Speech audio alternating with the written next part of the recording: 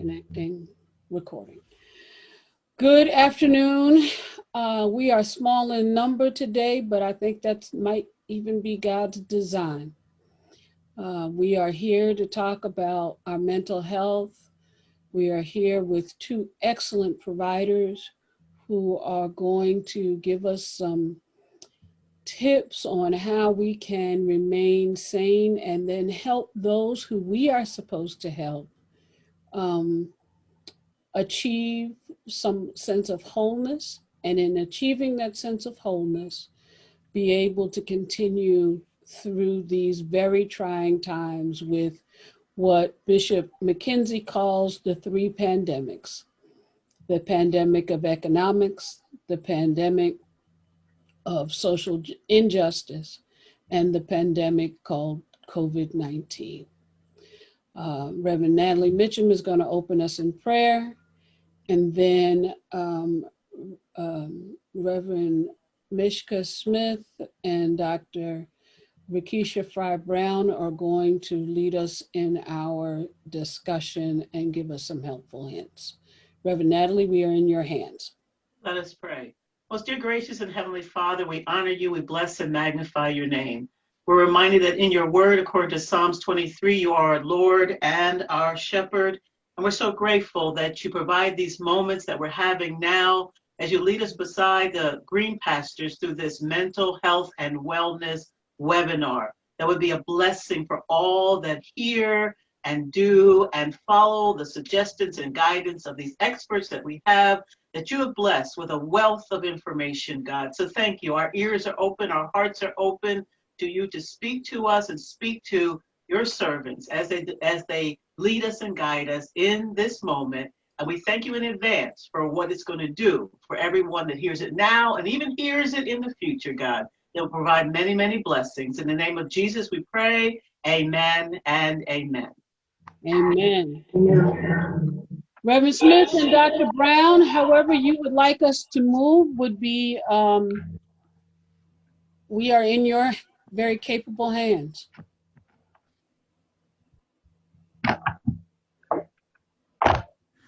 Dr. Brown, you want to go first, or? I can. Okay.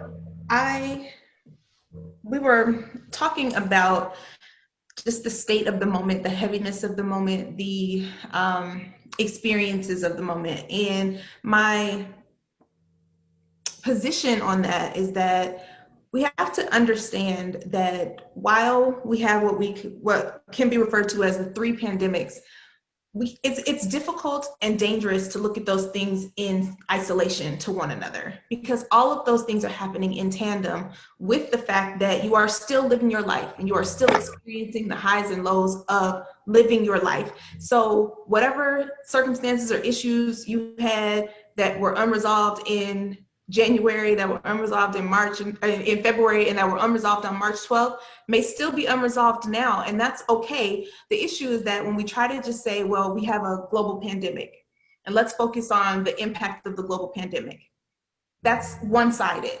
And really the only way to understand the impact of all of these things is to look at the impacts of all of these things in tandem. And so when we talk about maintaining our sanity and really focusing on our mental health and understanding the plight that we find ourselves in, we have to be honest about all of the layers and all of the pieces that are playing into that. So when the heaviness is not about one thing, it's about one more thing. It's about another thing. It's about something else that's come that has presented you with a challenge on top of all of the other challenges. The difference is that that's the daily plight of life, right? We find ourselves in a very unique circumstance where this daily plight of life is compounded by things we've never seen before. You know, a global pandemic has never been seen by anybody that's still here before.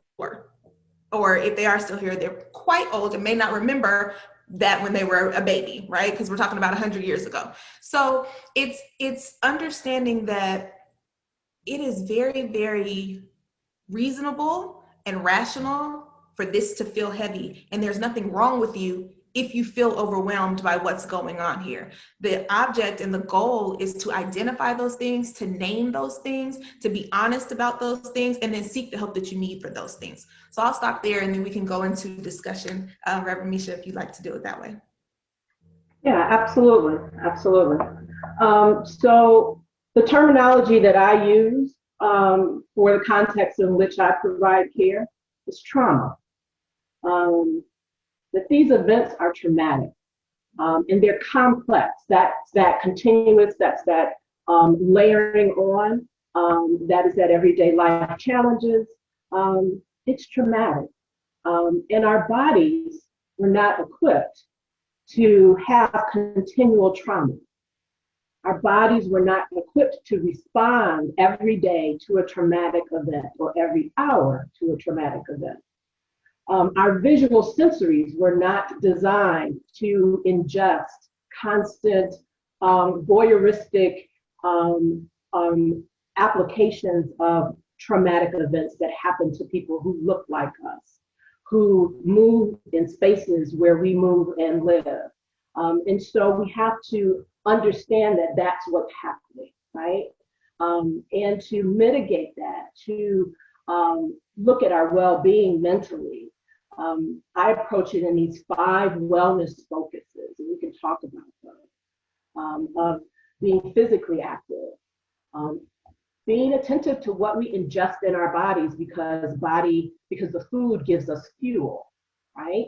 And sustenance, and builds and helps with our resilience. To look at our sleep. How are we sleeping and how are we resting, right? Those are 2 different things. Our social engagement. What healthy boundaries have we placed around ourselves in order for our wellness to be the priority? And how do we manage that stress?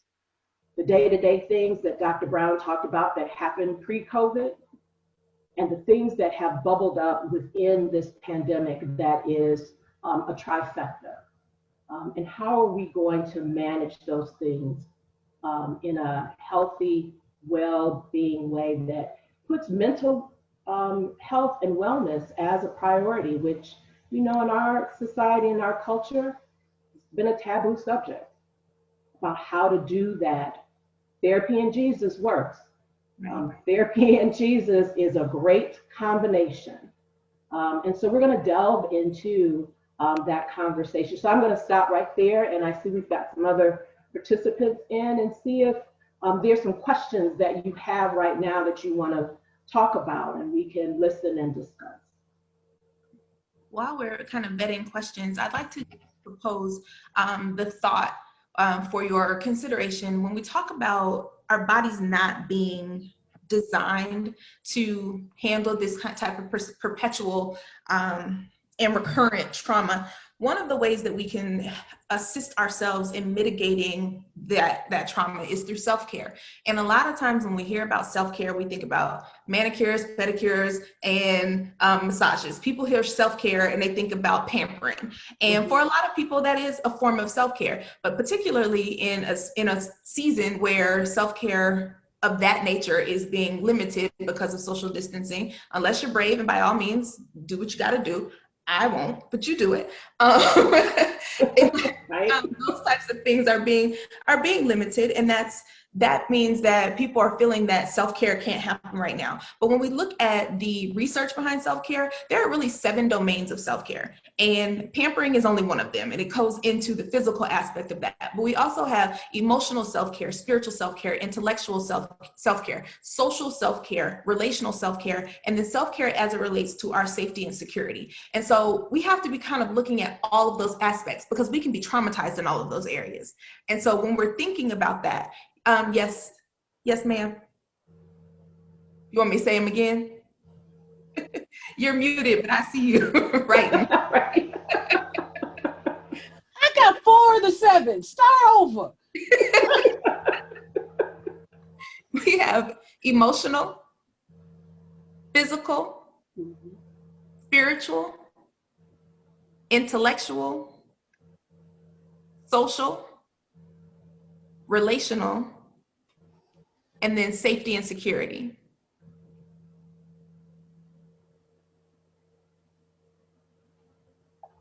But when we think about that specifically, as you kind of do a self-scan, a body scan, a personal scan, a mental health scan of those specific areas, you can have trauma in those specific areas, but that means you need to be doing work in those specific areas as well. So there are some things that a pedicure is not going to cure. And I love a good pedicure. I miss the nail shop. But a pedicure is not going to cure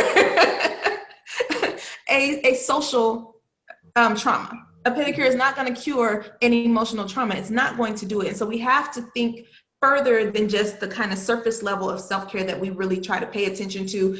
And when we talk about doing for ourselves, we generally are talking about very tangible things that we can actually like go and do. And I can say that I checked this box, but the work is deeper than that. And we have to be able to do all of those things. And particularly in a space right now where you're with yourself a lot more than you might have ever been in your life before. And you have a lot more time to deal with yourself in ways that you may not have. And this is a good time to do good work. It really is. To touch the hurt places, to heal the hurt places, and to grow from those spaces. This is an excellent time if you're using it. If you're just surviving, that's good too. I'm not saying everybody needs to be perfectly whole when this is over. I'm saying if you can do the work, do the work. If the best you can do is just keep getting up every day, keep getting up every day, because that's still good work. That's right. Don't compare your work to somebody else's work. Somebody else can go. Do we have any questions? That's where we were going. I'm sorry. Okay. I'm looking for us to be able to provide some tools. Not only tools for ourselves, but tools for our family. Most of us on this call are leaders in some way or another. I find it interesting that the leaders are always the one to come on the call and go, help, help. As well as, so for ourselves, for our family, but then we have, what are we doing around, what or how can we help our communities? The people who are watching us, as well as the ones that are just screaming and crying out. Do we reach out to them? Do we not? How do we do that? Let's start there. Yeah. So I think that's a great place to start. I think that, again, this forum is an example of one of the things that we can do. This is a protected space, right? Protection has a biblical connotation for us, right? Where there's safety and security here, where there is like-mindedness here, where there is a shared sense of being with and involvement and living in this space, right? Where we can be free to talk about those surface things. Now, I said surface.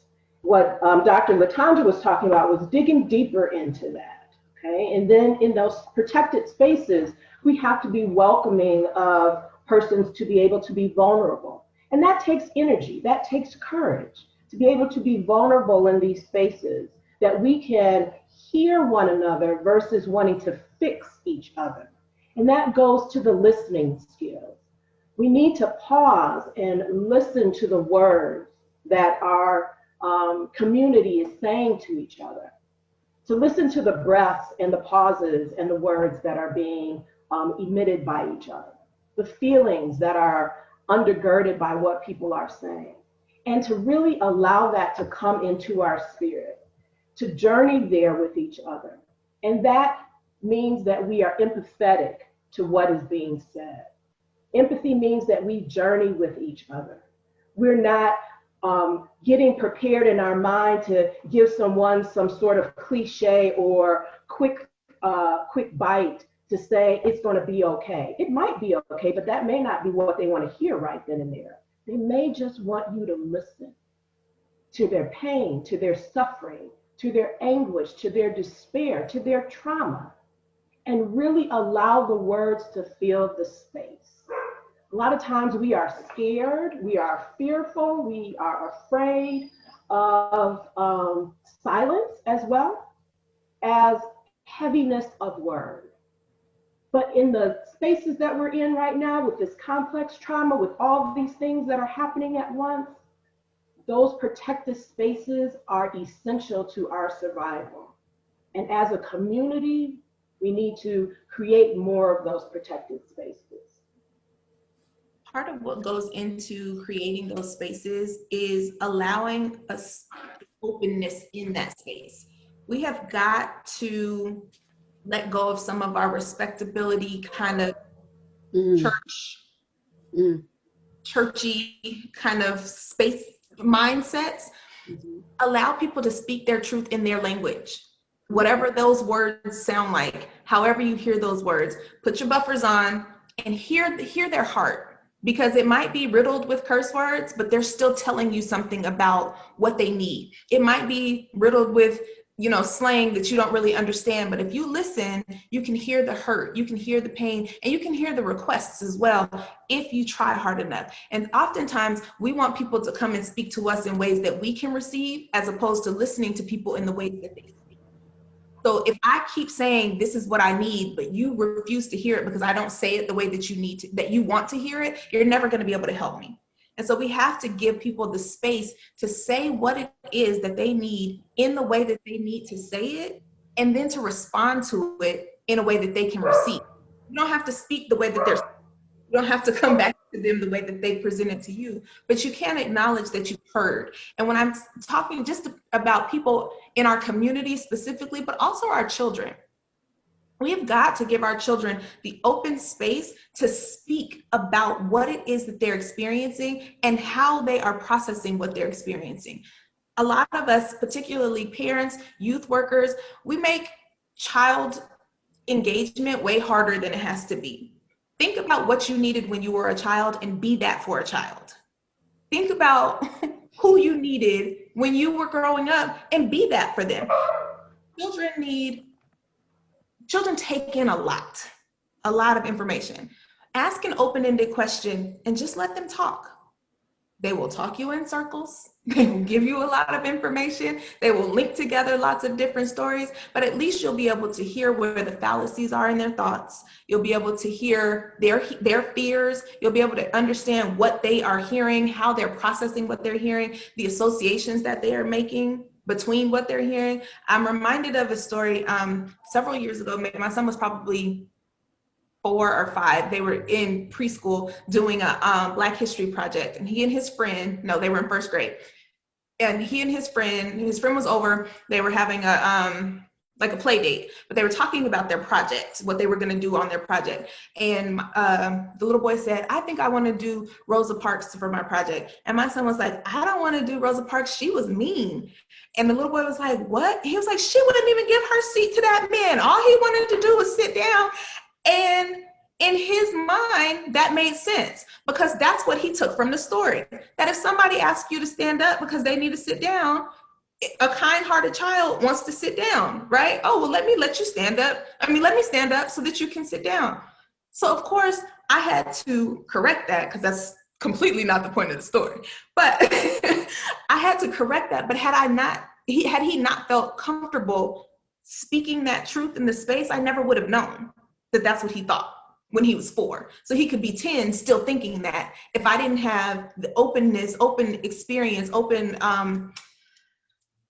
situation for him to be able to talk about the connections that he's making in stories. So that's rudimentary. But even about this, what our children think about the president, what they think about the police, what they think about the pandemic, what they think about some people being at the beach when you keep telling me I can't go to the beach, what they think about, all those things matter, but you don't know what they are if you don't listen to them. And if you're not giving them the open forum to talk about it, and you can't help them to learn and grow in their thoughts. And the same for our community members. I was told a story recently about a friend of mine's son. She was going to do one of those drive-by birthday parties and gotten the police and everybody involved because this kid is really active in the community. And the police came and called her over just to make sure they had the timing and what the route was going to be, etc. And he whipped out his phone and started recording. That was his first reaction. And when she came back over to him, he said, I got it all on tape. Everything is okay. And if that's what our 10-year-olds, that's their immediate response now. They don't, they're like, oh, the police are coming. Let me see what we're going to do. Yay, there's protection in the neighborhood. No, there's danger. And so it's tough. But that was his initial reaction. She had to break that down. And the good news was 15 minutes later was this drive-by that they were leading. So he had a positive reinforcement. Well, what if the next reaction was not that?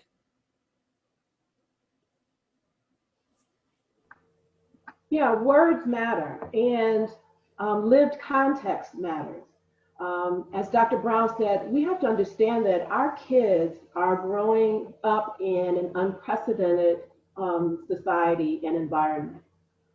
We have kids that are now doing school completely through technology because it is not safe to go back to school. And so there is a fatigue that's happening with that. There is also an effect on the body that is happening with being engaged with technology constantly.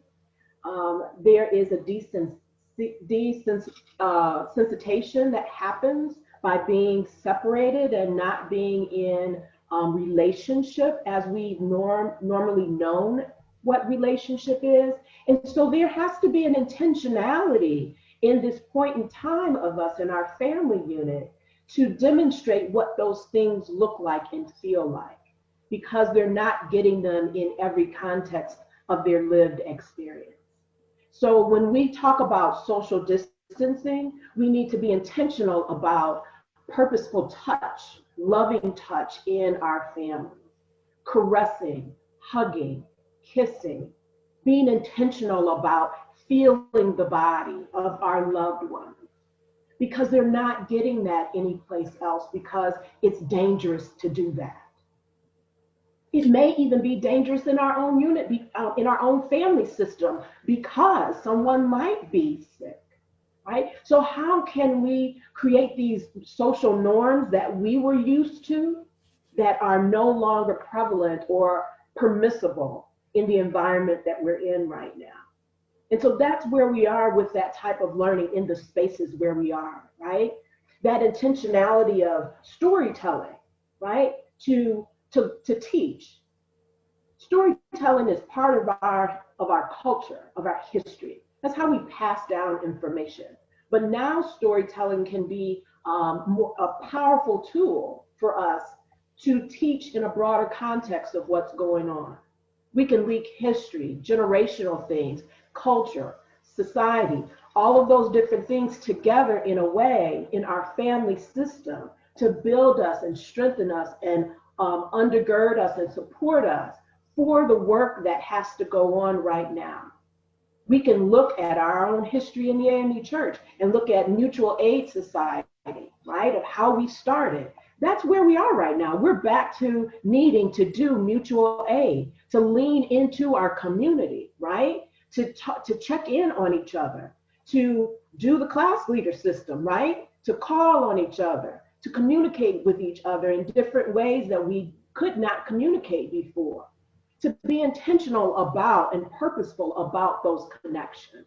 And so that's where we are. So our history is part of our toolbox as well, to inform us of right now what is going on, because those things in the past helped us to survive, helped us to thrive, helped us to get past the trauma and the challenges of the day. And some of those basic tools are our foundational pieces that we need right now in our family system development, right? And in how we're going to move and engage in this unprecedented time. And we don't know where the next month or next 2 weeks are going to look like.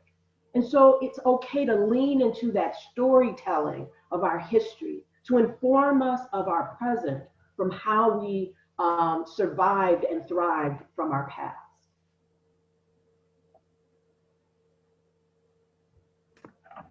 We keep hearing a lot I keep hearing a lot of people with the notion like, "Woo, 2020 is just, we just thought we were going to get so much from 2020, and I'm just over 2020, and I'm just over it." And I actually feel completely the opposite of that, because I think 2020 gave us exactly what we paid for. We came into 2020 expecting clear vision. It was the cliche 2020 vision. And I think that 2020 has given us exactly that. We have seen so much, and we have had to pull blinders off of areas in which that we wanted to ignore, and we have had to really peer in and look at some things. We have to look at the state of our country, the plight of Black people in our country. We've had to look at our own family systems and the workings in our family, how we are doing family life in terms of spending time with one another or not spending time with one another, how busy and busyness has really crept into the fabric of our lives, such that we are so used to being and going and moving and doing and interacting that when we had to stop, some folks didn't do well with that at first, and some people have kind of leaned into it, and some people are over it now, and there are all of those things. But the other thing that I think that it has shown us in terms of the way we view mental health is we don't have the luxury of trying to get ourselves together before we help those around us. We all have to do this work together, and everybody has to do their part. And sometimes your part's going to take precedence over my part, and sometimes my part's going to take precedence over your part, and sometimes we're going to have to take a break from one another, and then we're going to have to come back together. But I can't just worry about me before I worry about my husband, before I worry about my child, because we all have to do this together, because again, it's another one of those things that's happening in close proximity to one another and in tandem. They're not separated. And so I think that, I mean, yes, blow after blow after blow has been happening, but in reality, we've been experiencing blow after blow after blow after blow for years. We like to put parameters on things as if January 1st is going to change our lives in some way, and it's going to be great until December 31st, and we'll figure it out again the next January. And that's never been how it's worked, right? But 2020 has given us a run for our money, but I think we are getting what we paid for that, because had we not been in this space, we probably would not be having these conversations.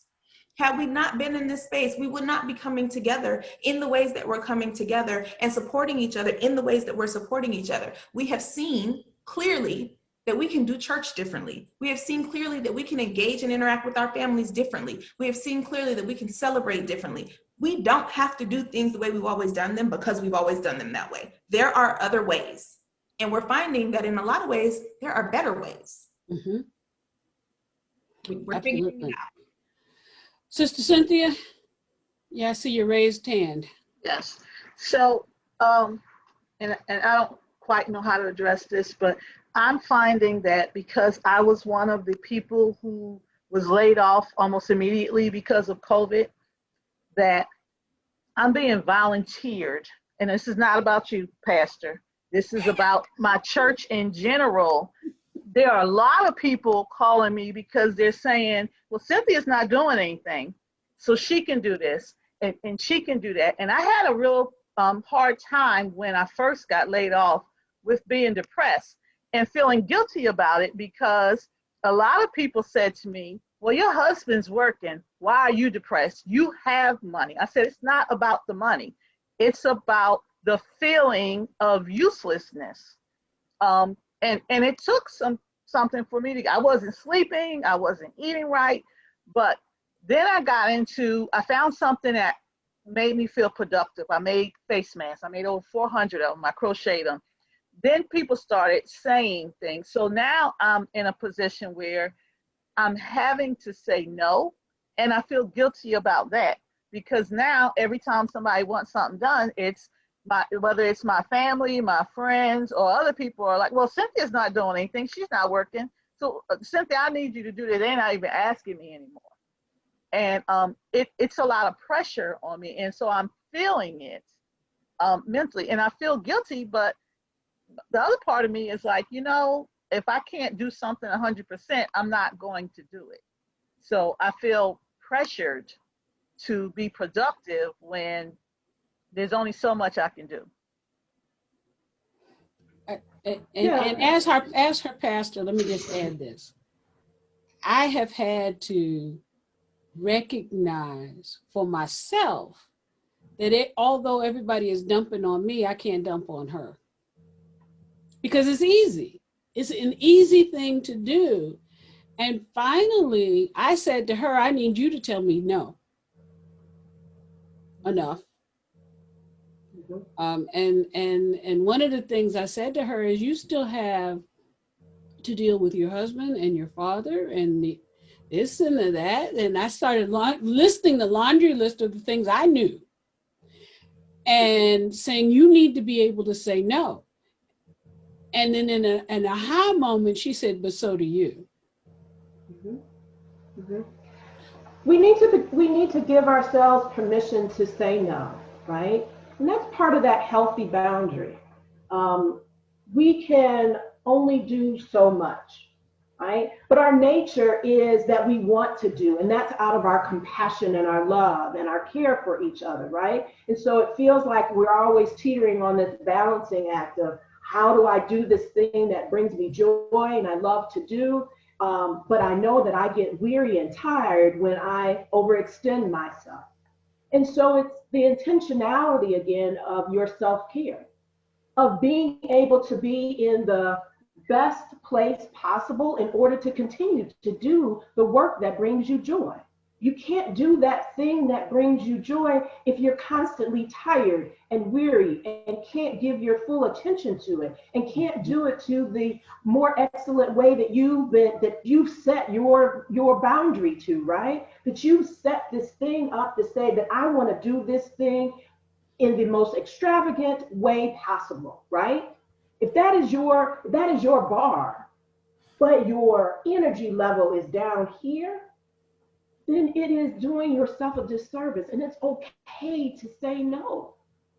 You have the right to say that, to protect the well-being of yourself so that you can be the best person that you can be in the moment in time that you need to be for the people that you love and the people who love you.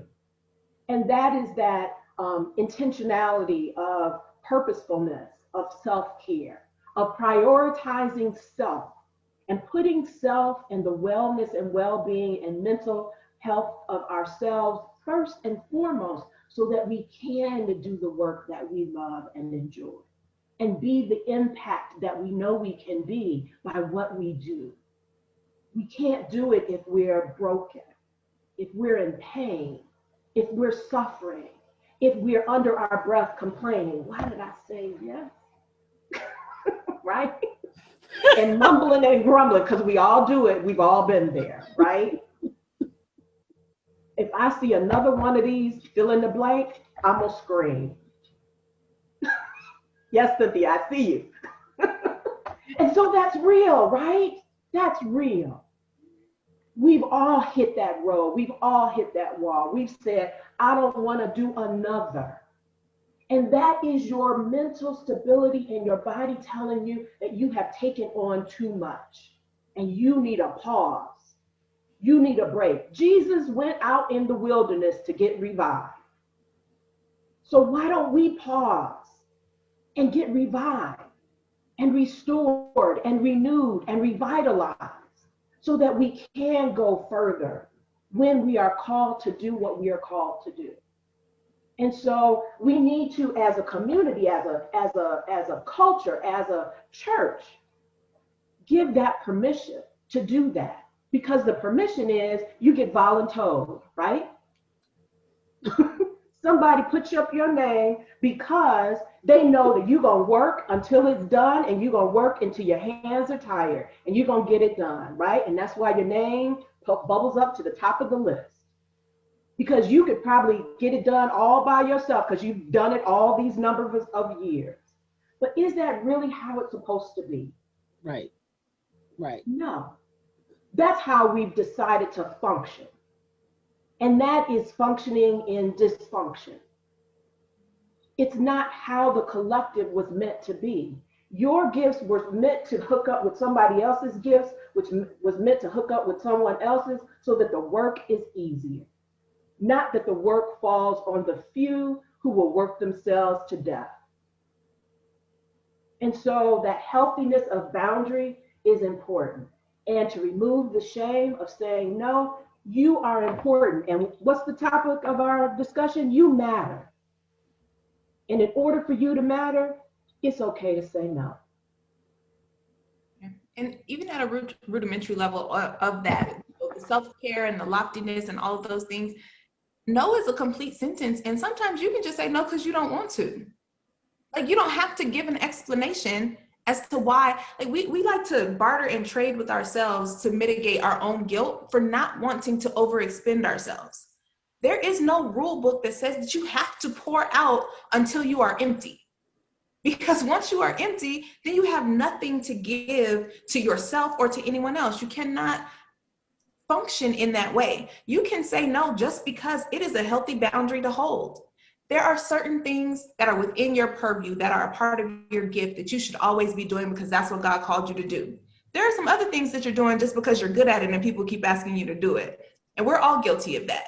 If that's the case and you just don't want to do it, just don't do it. Like, you just don't have to do what you don't want to do. And then everybody's not going to be high and dry. The walls of the church are not going to fall down. Like, somebody else will figure out how to do it. And we put that pressure on ourselves because we've always done it, or because we allow other people to put the pressure on ourselves but you're the best one at it. So maybe you just won't have the best time this time. Let somebody else do it and have okay, because okay is okay too. Okay will get it done. You do not have to work yourself to the bone. You are no good to yourself, to anyone else, if you are no good to yourself. At which point you are dry and unfulfilled, then you have nothing to give. You have to set the boundary for yourself to say no before you get to that point. And if you are already at that point, you have to set the boundary now until you are filled back up and prepared to give again. I don't suggest that you wait until you're dry to set the boundary. What we should be doing is waiting until we get to our, so my mother is a half tank gas kind of person, right? She get the half tank of gas, that is like empty to her. I am more of a 3/4 tank before it gets to empty kind of person. The point is, I don't wait until the car runs out of gas before I go to the gas station. And you can't do that to your body either. You will damage your vehicle if you wait until there is no gas in it to fill it up. You will damage your body if you wait until you have nothing left before you wait to fill yourself up. We can't live our lives that way. Say no just because you don't want to, because it's healthy. And that is enough reason to say no. Wow. Yeah. So here's a question. So how about the reverse? So what would you say to leaders? Could be pastors, but any leader that is feeling the same way Cynthia's feeling, that they feel like they have to fill their time with all these different things to feel like they're being active in their church, to communicate with their members, and all of that is important, but they may not be balancing their time because they feel like, okay, this Zoom and this meeting, and let me figure out this and let me figure out that, so that they can feel like they're whole. What would you speak to leaders so they can balance that out? Again, it is that life balance, life and work balance, right? There is pressure. We're just gonna call it what it is. There is pressure in the system of the church to perform, right? That's just real. From the top down, that is part of the thing of our mechanism that needs to be addressed. And so how do you function? Well, how do you function in a system that is imperfect? Because the system is imperfect. How can you be the wellest that you can be in order to do this thing that God has called you to do, in the joy that God has called you to do it in, if you're constantly frustrated in doing it? Again, we talked about creating safe spaces to speak in your authentic voice, and to give yourself permission to say, I need help. I think as leaders, we think that we have to know everything about everything and be the expert about everything, and that is not who we are. That's not how we're made. That is not how the community is meant to be, or the unit is meant to be. We are meant to share in the building. We are meant to trust each other. And I think there's an underlying thread to that too. If you have to feel that you are the leader and the expert of everything, might be some trust issues that you might have. Some power dynamics that are being unspoken there, right? And that takes self-reflection and genuineness to say, what are my growing edges? Because everyone has them. To identify what those things are, to identify what your strengths are, but what are those things that you still need to pay attention to, your growing edges? And that takes reflection, that takes intentionality, that takes being truthful and honest. And you have to start with yourself, that conversation with self. Self, what are you doing? What is this about? And then to be able to feel that you have space to be authentic. And to go to those persons who are part of your support circle that you can be authentic with. And that's where, again, a therapist is a wonderful person to have. I think we do as leaders, especially as spiritual leaders, do our congregations and ourselves a disservice if we do not have a therapist along with us. So that we can have those authentic conversations and dig deep within who we are, so that we don't bleed on the people, so that we don't hurt the people, because hurt people hurt people. So that we are the compassion and the loving person that we have been crafted to be. And we know when to say we need help, and we know when we need to be the voice of leadership.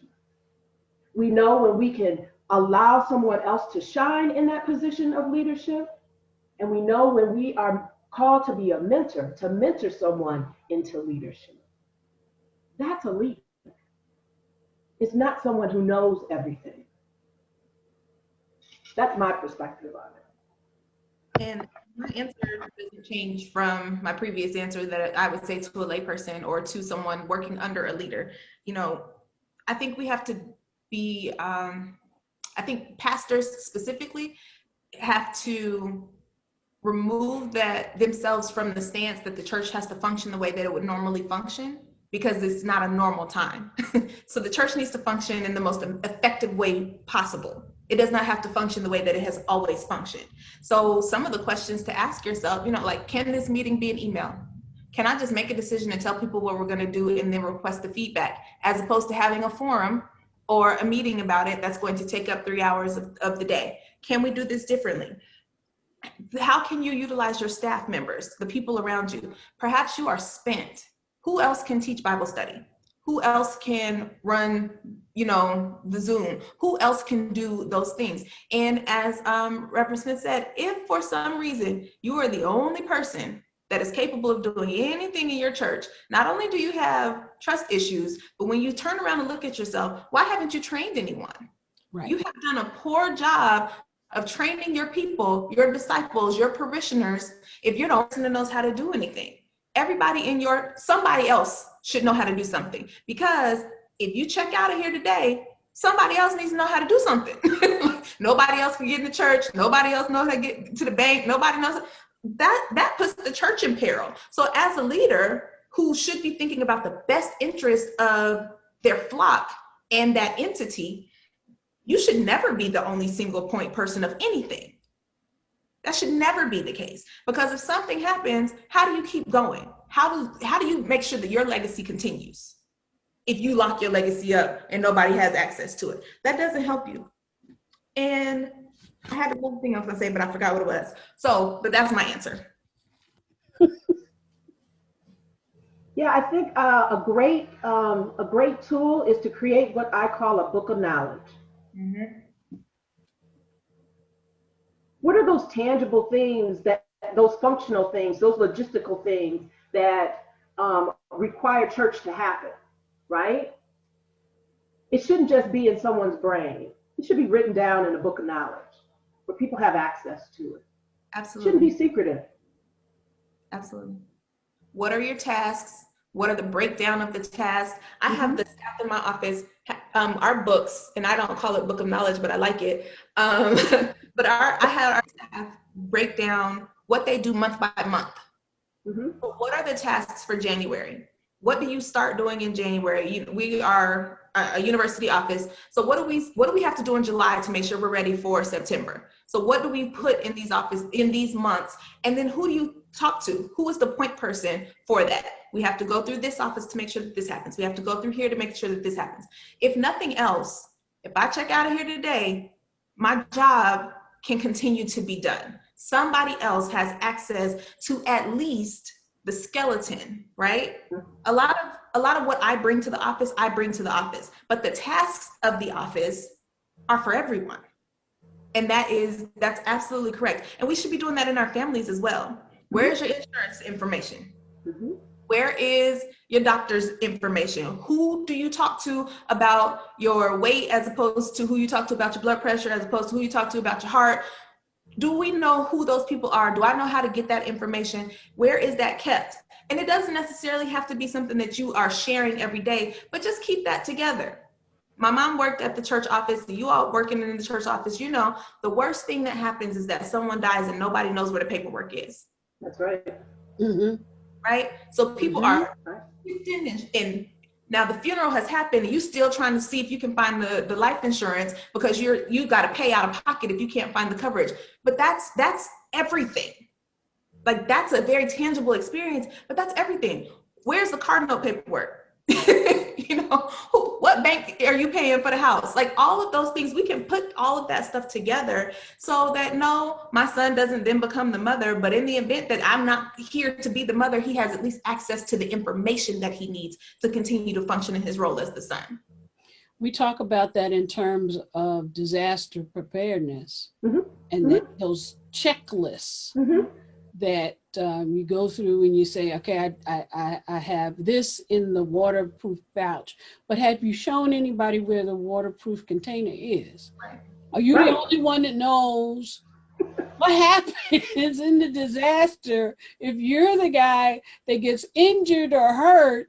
Who picked up, and everybody's standing around looking at each other talking about, well, who picked up the container? Where's the container? Right. We spend a lot of time on disaster preparedness and we don't spend enough time on life preparedness. Right. We should not only be prepared in case of emergency, we should be prepared in case of Sunday. That's going to happen more often than an emergency. Right. We have to do better. Right. Right. Everybody thought my father was a little off. My father's a retired firefighter. But that's the way he thought about everything. And that's the way he trained us. And so all of that, we've talked about all of those kinds of things. When I got home from my first semester of medical school, I came back and we sat around the table and talked about all of that stuff that some of it we knew, but we went through the entire laundry list because I said, I see too much. We can't be in the same spot that they were in. And we can't do that. And when my mother transitioned, what became real clear was that the hospital staff did not expect us to react the way we did. And it was because we had already had those conversations many times. We knew what she wanted. We knew what she didn't want. And so when they asked the questions, we were able to offer the answers. And they're like, you don't need to go talk about it? No. We've already done that. We've already done that. We want to do something else right now. We spend time with my mother and not with you. Exactly. And that is so very important. I mean, I have those conversations at the hospital on a daily basis with families, right? It's that conversation of what does quality of life mean to you? And know that that's going to change from decade to decade, right? But to have those family conversations, that's important to have right now. We've got the time to do that. Yeah. And that is I look at it again as an act of love. I love you so much that I want to have this very intense conversation with you about how I want to be and how we want to be as a family. That I want your input, whether it be your children, whether it be your partner, spouse, whoever is your family system, right? That it is important for us to know how we have prepared and the things that we need to work toward in order to get to where we want to be.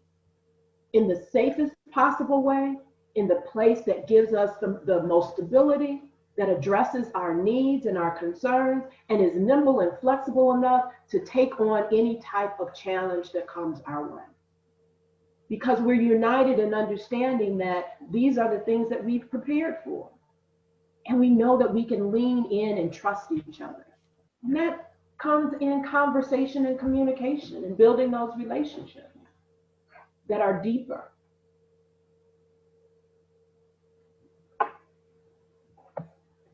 How do we engage our people who are not internet savvy or even able and just don't want to engage? How do we get past the mental block of I can't do this to get them into I can? Because for the foreseeable future, this is our sanctuary. We are going to be virtual for at least another period of time. And I'm really concerned about a lot of our people who they're not even calling into the call line because they don't know how to do the access number. And it's really just a mental block because they can do it. They just have made up their mind that, you know, I can't do this or I get nervous. How do we address that? Because it's almost like a stigma on them that they've already made up their mind that they can't do this. They never had to do it before. They're so used to doing things a certain way. How do we get past that? How do we enable our people? And it's not just the older people. How do we enable people to be able to tune in to get a word? Because if they're not getting a word, then they're really isolated and alone and feeling some kind of way. These Zooms, even though I'm Zoomed out just about every week completely, but they're also our lifeline. They are our way of staying in touch and being a participant in things. So I'm really trying to look at ways to entice and inspire our members to get past that roadblock and to participate. So just a simple level, you can opt to remove the access code from some of those call lines. So research into that. Just if the access code is a block, even if you have to pay the $5, take the access code off. You get people, you minimize the barriers. So that's one way. Another way is, you know, perhaps there are a subset of people that will call them. I'll call you on three-way. You can't call in, I'll call you on three-way and you can listen to through my phone. That's fine. You know, you keep throwing the lifelines out. Be as creative as possible and keep throwing the lifelines out.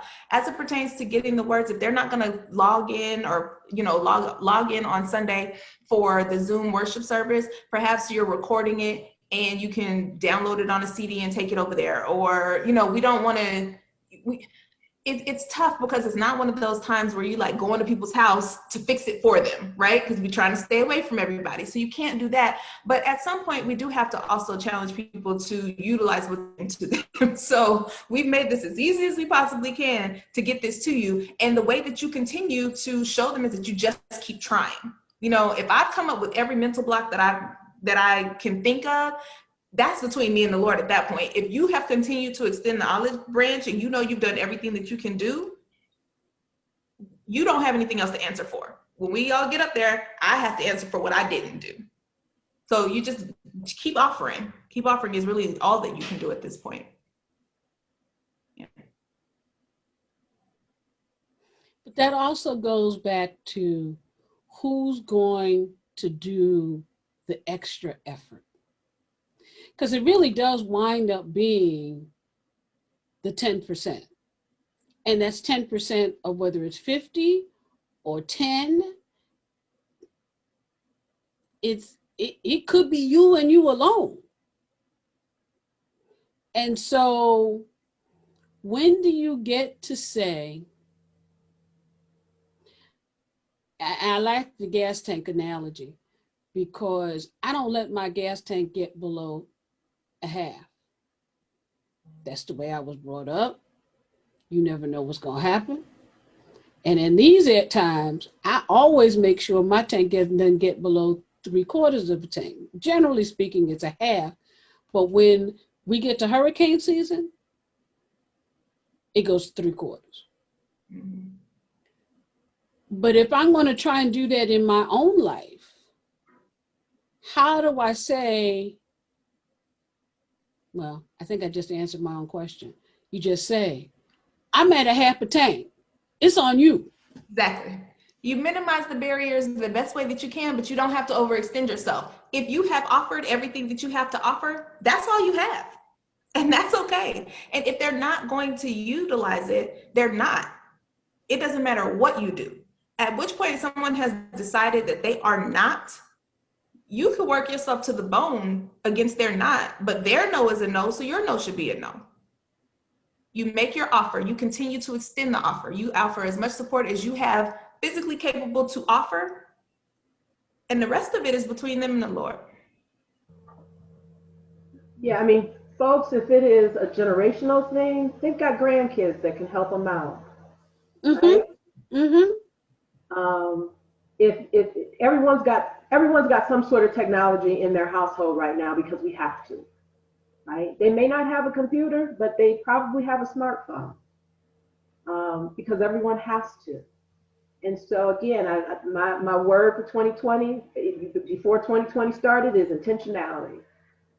There has to be an intentionality. That means that there's a purposefulness, right? There's a desire to connect. And there's choices that you make. You make your choice whether you're going to connect or disconnect. Those are choices. And those choices have consequences.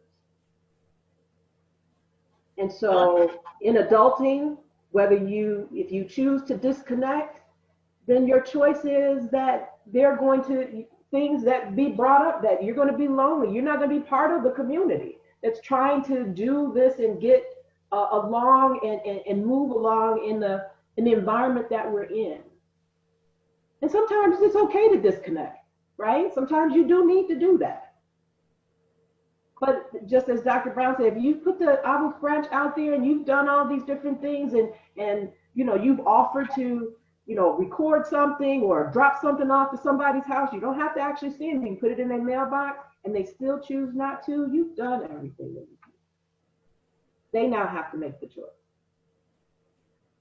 I like what you and Dr. Brown have said about this, because I go back to leaders, when leaders are reaching out to all of us, because earlier when it was said that 2020 has given us clear vision. So it's not just about the music. It's not just about all the other stuff that maybe you had going on at your church.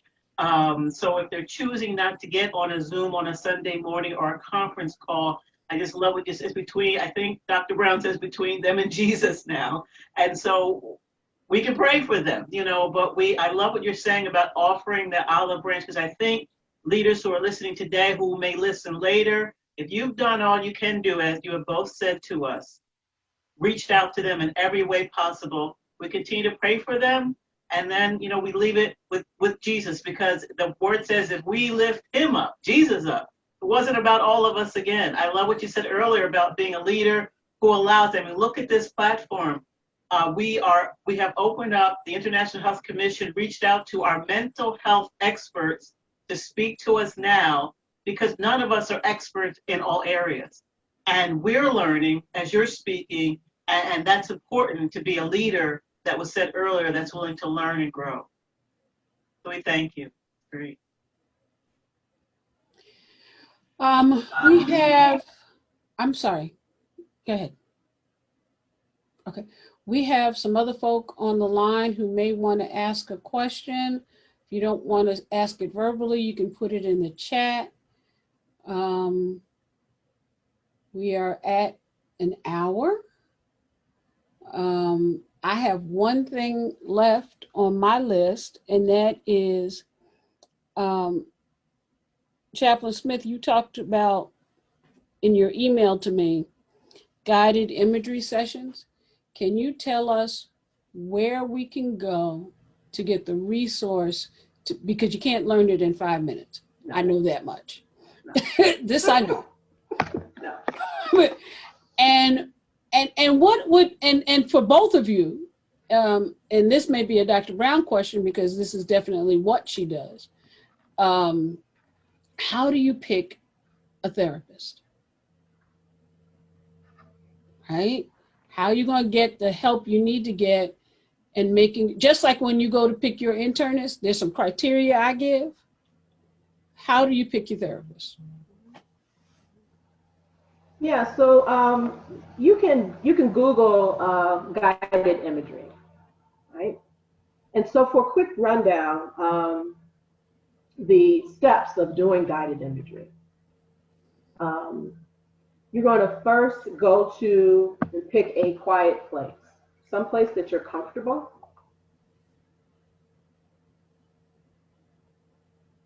You can either sit or you can lie down, whatever you choose to do.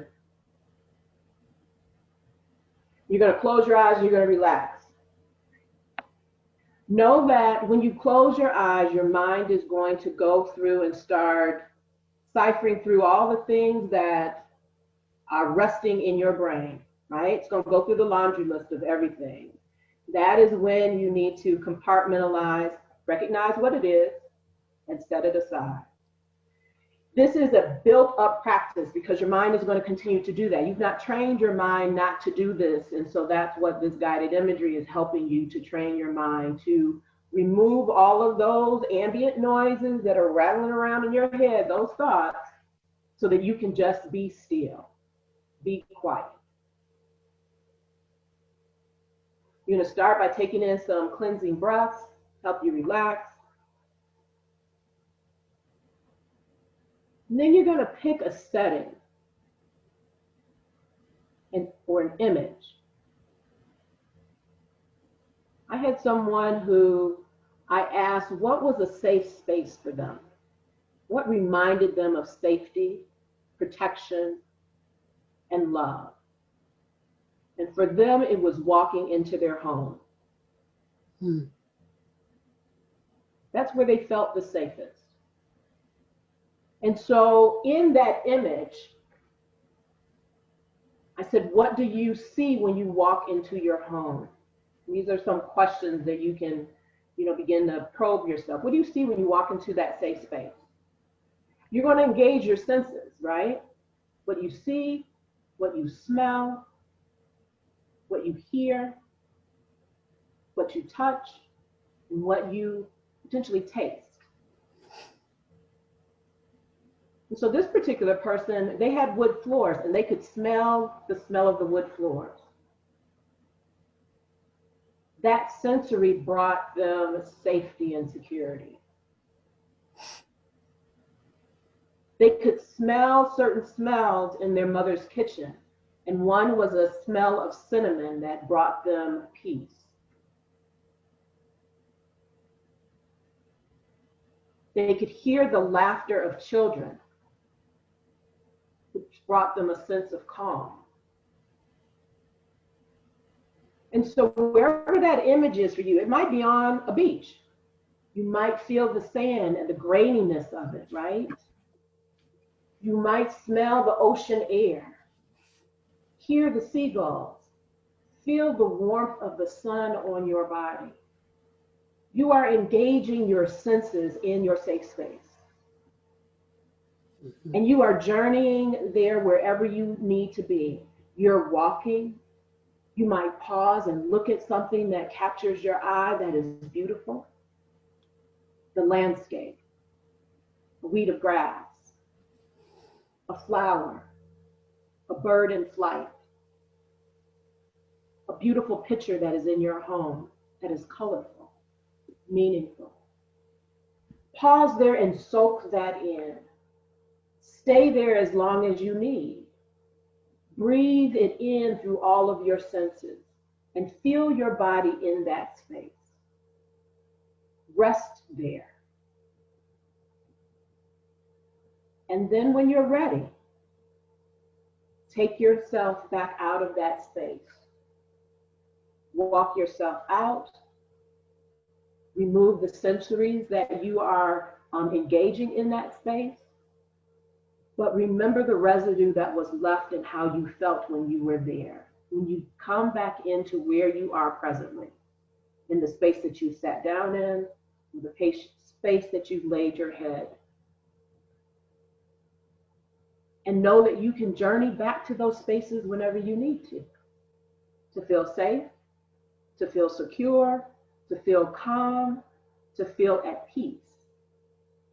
You can create whatever image you want to.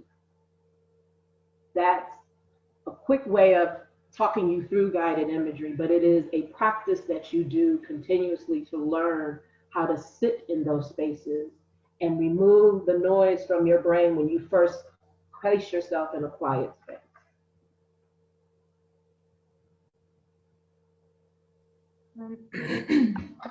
How it pertains to picking a therapist, I highly suggest that you look at Psychology Today as a website. There's also psychology or Therapy for Black Girls is another website. There are several, but when you go on the website, my suggestion is that you go to one that has a vetting process where the therapists that are being recommended have been verified in some way to have background in mental health, a certified background in mental health.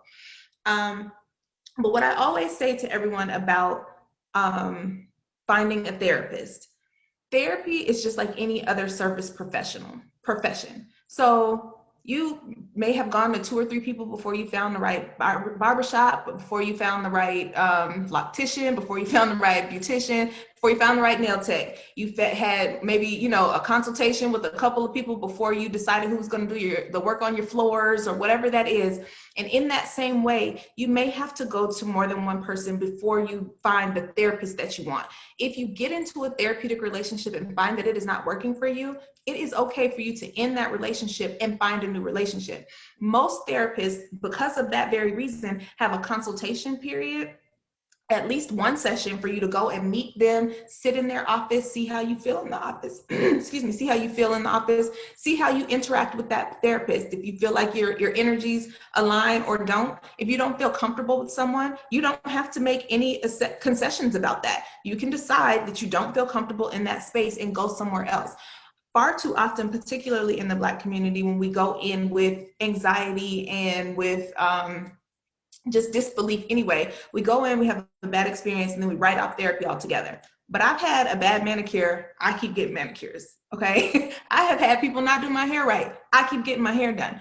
If you have a bad experience in therapy, it's not every therapist. You and that therapist may not have gotten along. That therapist may have been having a bad day. Therapists are people. Therapy is one of the safest spaces because you can't hurt a therapist's feelings. They're not your friend. They're not your family. You can say whatever it is that you need to say, and they are far enough away that what you're saying is not going to hurt their feelings. But if you don't feel safe in that space, that's not the place to be. But don't write off the process of therapy just because you didn't have a good experience with that one person. It does get difficult if you spent 3-4 months in a therapeutic relationship, not saying that you don't feel comfortable, and then you go to another space and you're like, I don't want to start over. Be honest with yourself early. If this isn't working, it's not going to work. It doesn't get better in a therapeutic space. If you don't feel safe in that space, that is not the space for you to be in. You should go somewhere else. And you can say to the therapist, I'm not certain that this works for me. Is there someone else that you can refer me to? And ethically, they should do that. And they should give you their best. They should not be referring you to somebody that they think is going to do harm, okay? That is our ethical responsibility. So go do a consultation. And right now is an excellent time because so many people are doing teletherapy that you're not limited to what's in your region. You can really get anybody. You can get the best that you're looking for from all over the world at this point. So you really have more options than you've ever had in therapy before, because teletherapy is, or telehealth is the market right now. So you're really not limited to much at this point because you can see anybody in any place. Previously, you were limited to what was in your region, what you could fit in your schedule, how far it was from your home, if you could get there in traffic, after work, all of those things. You don't have those same barriers right now. So really, this is like prime picking for therapy, for you to pick your therapist, for you to kind of, audition them. Really, you are looking for someone to provide a service for you. They need to be the best. You need to feel excellent in their space because you're going to start doing hard work.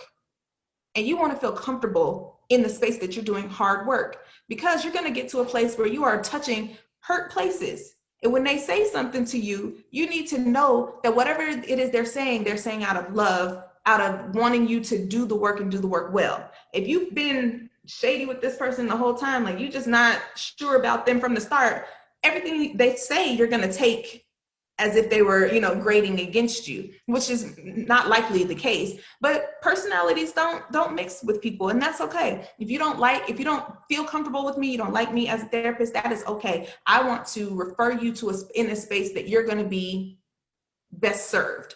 And therapists can do that as well. If you come into my office, I can say that I'm not certain that I can work most effectively with you. That is the best thing for me to do. Now, I cannot discriminate against you. That's completely different. But if this isn't working, if what you said you were coming in for and what you come in for is outside of what my expertise is, I can say to you that I don't think that this is the best place for you, and I can refer you to a place where you will be better served. That is my helping. Okay, just like you can ask to go someplace else, I can say that I think that it's probably another place that you would be better served than where I am. And that is the best thing for you. You all need to have those conversations and have them early. Have them early in the consultative relationship. And I think that those are the tips. So Psychology Today, therapy for Black girls are two that I would stand by. And then shop around, read the descriptions, see if what they're saying matches you. There are pictures there because that matters to people too. If what you're looking for is, if you have a picture in your head of what you're looking for and then you show up and it's something completely different and that messes you up, look at the pictures. Look at the pictures, read the descriptions, go through that whole process, sign up for a consultation, and then do your best work.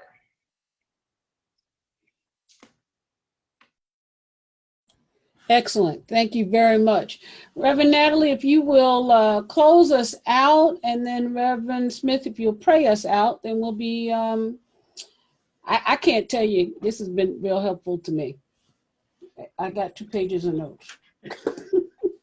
Yes, I was also taking notes. Thank you very much. Awesome, awesome information. We are so happy that you are part of the International Health Commission of the AME Church, that we are sisters, and we had some brothers on the line too. They were all one in Christ Jesus, and we are looking forward to this going further beyond us as others come on and listen to it because it was recorded, and looking forward, as I prayed in the beginning, for it to be a blessing to many, and I'm sure that it will be. So thank you so much for sharing what God has blessed you to share with nations. Thank you so much.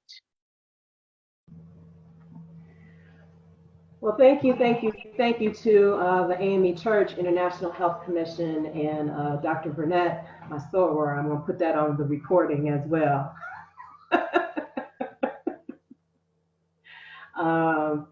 And thank you to Dr. Brown as well for your expertise and your care and the work that you do for all of the persons that have come your way.